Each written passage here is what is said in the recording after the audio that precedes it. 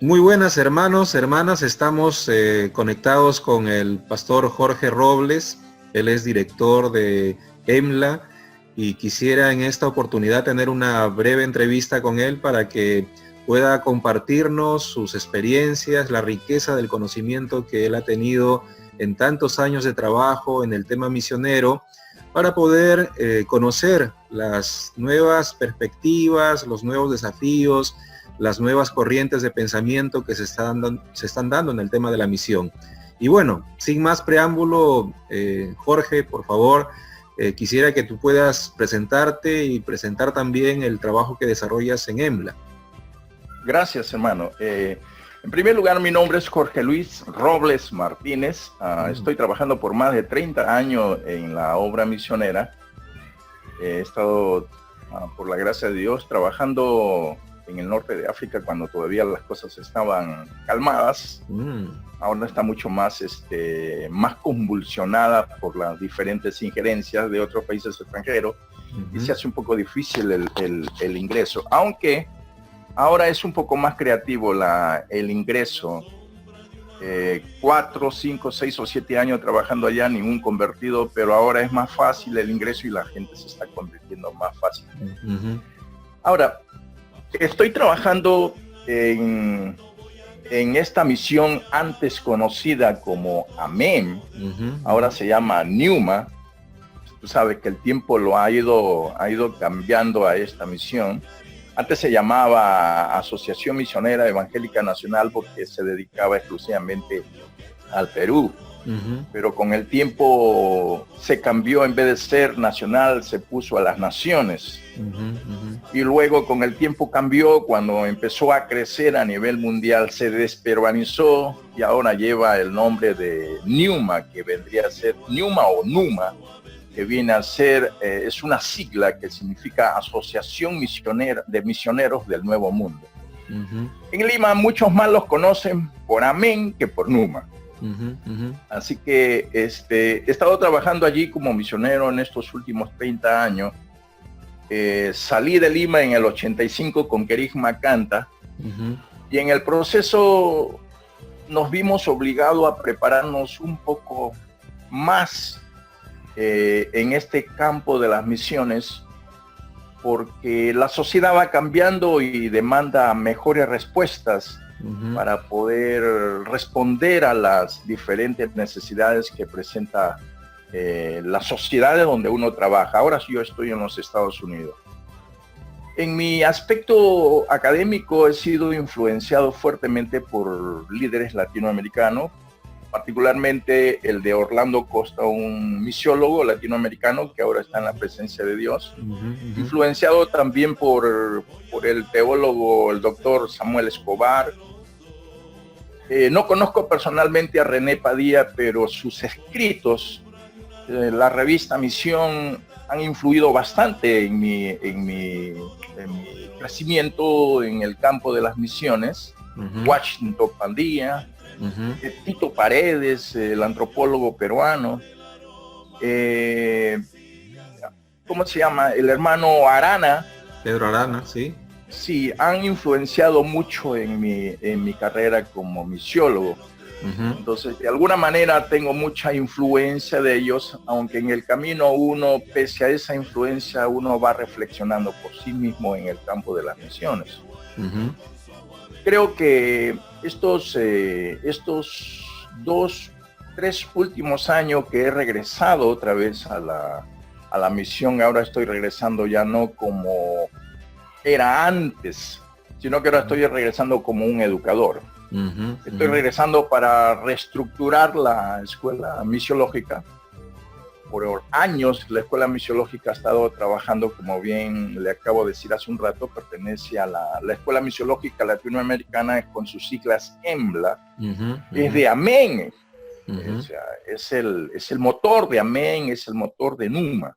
Porque de ahí es donde salen la mayoría de misioneros que se envían a otros países del mundo. Actualmente, a ver, desde el año de 1977 hasta esta fecha, la Escuela Misiológica Latinoamericana ha entrenado a 17,000 estudiantes. Wow. gran parte de ellos, toda una generación completa está ahorita en este instante, está trabajando en más de 25 países. Ahora, alguien en alguna ocasión, cuando en el seminario de La Molina estaba Pina por ahí, y estaba Macintosh, aquella ocasión nos miraban a nosotros como estudiantes bien entusiasmados y que no íbamos a llegar demasiado lejos. Pero han pasado los años y recientemente el pastor Samuel Escobar nos reconoció a nosotros como de gente entusiastas, ahora con gente que han tenido mucha perseverancia en este asunto de las misiones, la cual él cataloga como una misión peruana que está enviando, o sea, una misión autóctona. Recuérdate que en el pasado hemos trabajado mucho con tu padre, uno de los grandes de la IEP. Gran parte de nuestro trabajo fue con la IEP. Y muchos de los estudiantes de la IEP y de algunas otras denominaciones como metodista y sucesivamente. Así, yo soy un metodista, pero que vocacionalmente he trabajado con la IEP, trabajo con los presbiterianos, con los luteranos, con los anglicanos, con los bautistas. Nada sin tocar las doctrinas. Como tú bien sabes, esta misión solamente trabaja en el área práctica de la teología. Por eso es que nuestros énfasis es en el campo de la misiología. Nuestra escuela, en su aspecto filosófico, plantea 50% teoría, 50% de práctica. Por eso que nosotros no tenemos mucho tiempo para reflexionar en el aula. La reflexionamos cuando estamos en el campo de trabajo. Cuando los hermanos regresan de su campo de trabajo, ahí empiezan a reflexionar, empiezan a escribir sus artículos. Porque es un poco difícil hacer una reflexión de teología como de misiología en un escritorio. Para nosotros es muy difícil. Primero nos vamos a practicar y en la práctica los desafíos que van saliendo cada día, que son desafíos culturales, desafíos sociales, desafíos, ¿cómo se dice? Que muchas veces como misioneros no estamos preparados para enfrentar el campo. Sin embargo, con la ayuda de Dios, porque tú sabes, tú eres testigo, este es un grupo que enfatiza fuertemente el aspecto espiritual. No enfatiza mucho el aspecto de antropología, de sociología. No va con sus herramientas de hacer análisis en el campo porque no las tiene, no las sabe. Solamente lo aprende en el camino. Como quien dice, a pedradas limpias aprende el proceso de cómo ingresar a un pueblo. Ahora que nosotros hemos regresado a Lima, es que estamos enseñando antropología, estamos enseñando sociología, estamos enseñando los procesos de investigación, estamos enseñando procesos de cómo elaborar planes, de cómo ingresar a los pueblos, de cómo estudiar la idiosincrasia de los pueblos. Entonces nuestra gente recién ahora está siendo educada en esas áreas. De tal manera que las nuevas generaciones ahora están entrando a los pueblos, pero con más, ¿cómo se dice? Con un sentido de respetar a las culturas. Antes no, antes invadíamos, así como llegábamos con los grupos y las iglesias se asustaban cuando llegábamos 200, 300. Ahora no, ahora la gente es más cauta para entrar a trabajar a los campos. Así que la escuela misiológica proveniente de una misión autóctona, o sea, estamos hablando de más de 40 años, pastor. Y esta misión, fíjate, he leído tantos documentos en Lima, en Latinoamérica, y muy poco se habla de esta misión.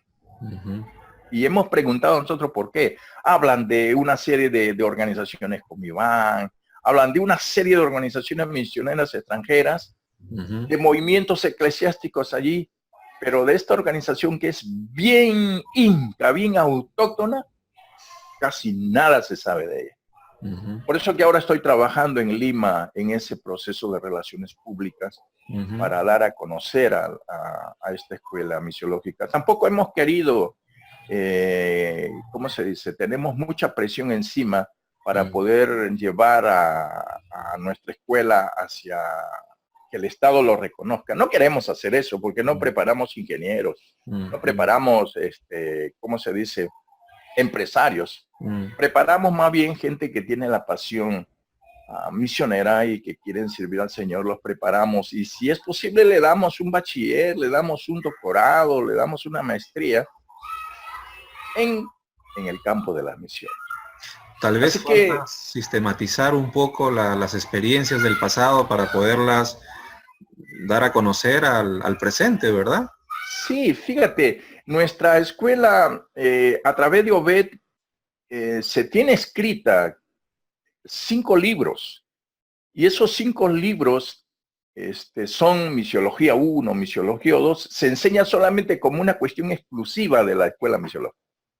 Es decir, si tú vas a observar, la escuela misiológica es un programa único, porque todo lo que se enseña ahí es teología de misiones. Todo lo que se enseña ahí es pura misiología. Esto es muy diferente de los centros educativos que solamente tienen cursos de misiología. Este es un programa completo desde cero hasta que se muere. Y la clave de todo esto está en el aspecto de la espiritualidad. Por ejemplo, en la escuela misiológica, aparte de los cursos que enseñamos, hay 2 escuelas más dentro de ella. Casi no se percibe. La gente lo practica, pero no lo sabe. Yo soy el que lo estoy sistematizando, lo estoy teorizando. Es el aspecto de la espiritualidad.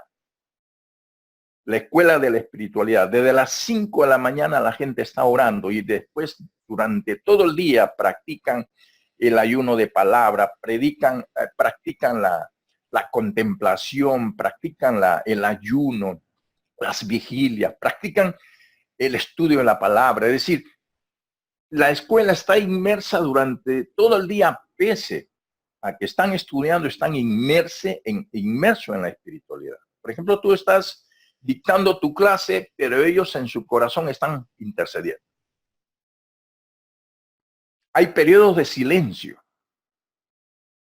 ¿Okay? Hay periodos de silencio. Y eso ha sido una de las escuelas que les ha llamado la atención a un grupo de jesuitas que ahí en Lima ha estado buscando un centro donde se enseña misiología completa. No la ha encontrado en Lima y encontró la escuela misiológica.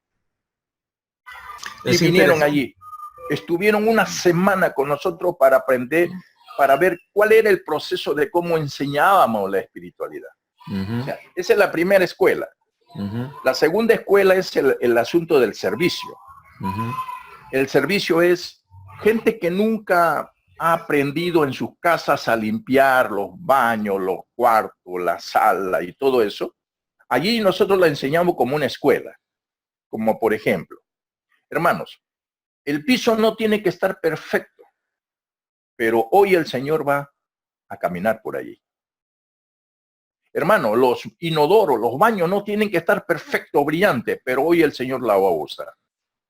En el comedor. Hermanos, el comedor no tiene que estar limpio y no tiene que haber mucho ruido, cosas por el estilo, pero hoy el Señor va a presidir. Y eso está como una escuela. Sin profesores, solamente se les enseña. O sea, 3 escuelas.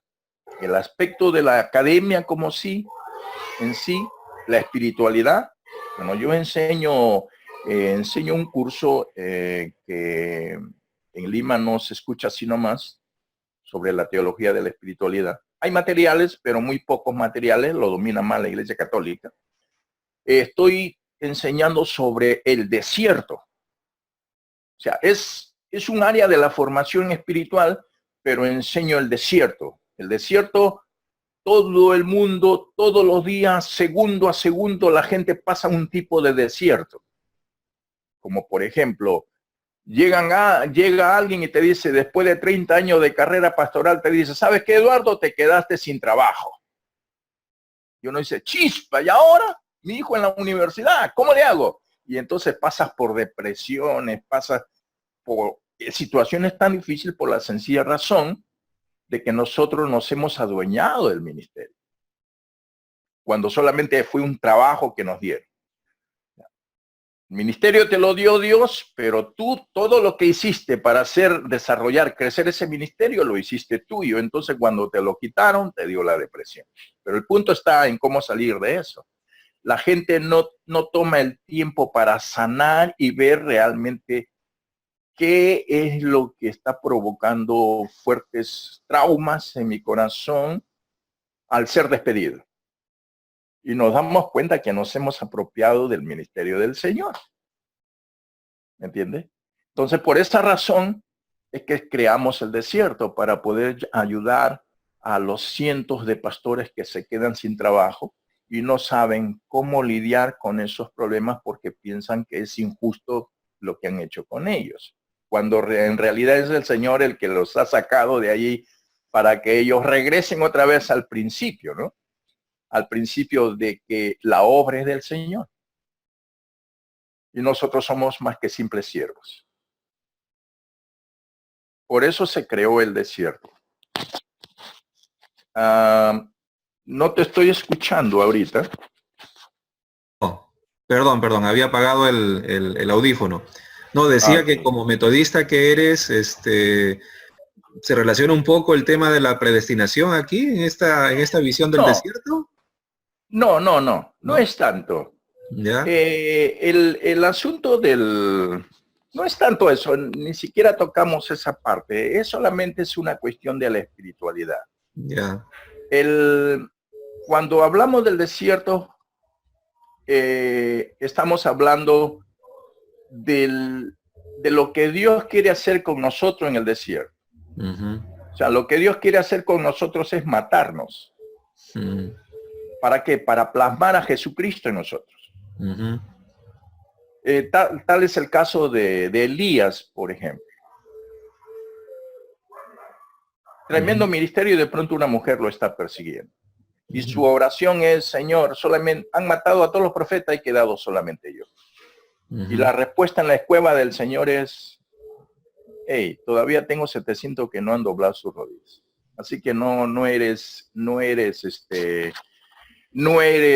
eterno en el ministerio. El ministerio no funciona por ti. La obra es mía, o sea, la obra es mía. Yo te he puesto ahí como obrero, no es tuya. Tú eres solamente un mayordomo, un siervo mío en la obra. Entonces, el desierto es para ayudarnos a entender eso.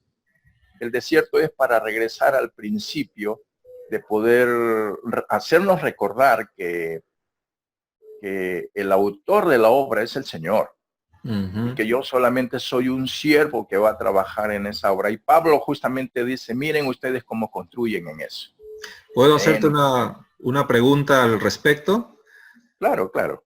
¿Ese desierto lo puede vivir una persona? Y la pregunta sería, ¿lo puede vivir una iglesia, una denominación? Claro, claro que sí. Las iglesias, en las crisis que tienen las iglesias es eso. Es decir, la crisis que está pasando ahorita, sobre todo las iglesias históricas. Voy a hacer un paréntesis aquí. Si tú quieres aprender de teología, escucha a Europa. Si tú quieres aprender de la diversión, aprende de Estados Unidos. ¿Dónde están las iglesias en este momento? ¿En Europa o en los Estados Unidos? La diversión.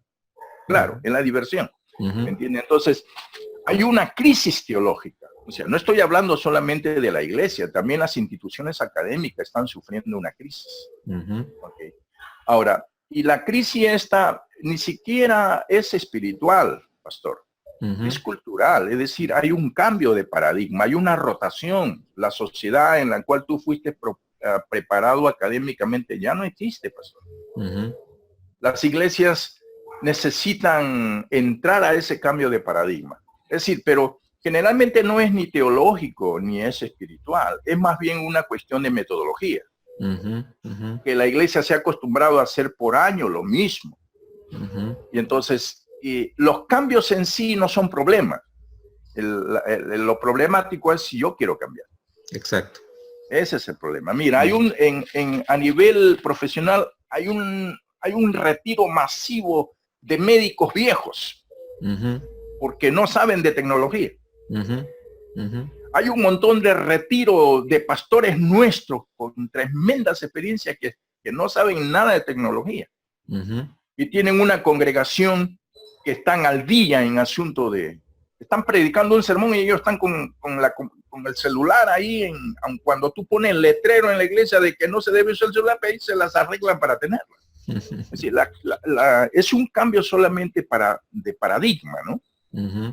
Entonces, yo creo que la pregunta que tú estás haciendo es una pregunta bastante fuerte, seria, que se requiere juntarse con gente seria para reflexionar, o sea, pero no quedarse en la reflexión, sino sobre la marcha ponerla en la práctica.